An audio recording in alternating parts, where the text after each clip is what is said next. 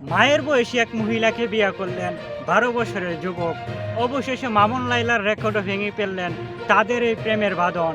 কথায় আছে ভালোবাসা মানে না কোনো বয়স কিংবা ধর্ম, কিন্তু বাস্তবে এমন ঘটনা সামনে এলে তা ঘিরে তৈরি হয় নানা প্রশ্ন ও বিতর্ক।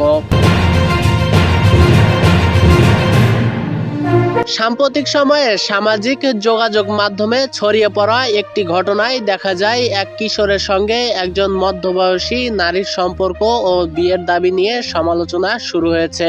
ভিডিওতে দেখা যায় ছেলেটির বয়স আনুমানিক 12 থেকে 13 বছর, আর তার পাশে থাকা নারীর বয়স 40 বছরের বেশি বলেও মনে হচ্ছে।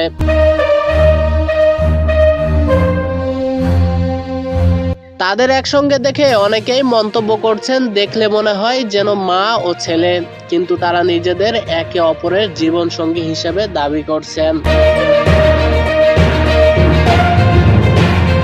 এদিকে অনেকেই প্রশ্ন তুলছেন, এ ধরনের সম্পর্ক কতটা গ্রহণযোগ্য এবং আইনগতভাবে এর অবস্থান কি। কেউ কেউ সমালোচনা করে বলছেন সমাজে এর প্রভাব নেতিবাচক হতে পারে, তবে এই ঘটনার সত্যতা ও আইনি বিষয়গুলো এখনো স্পষ্ট নয়।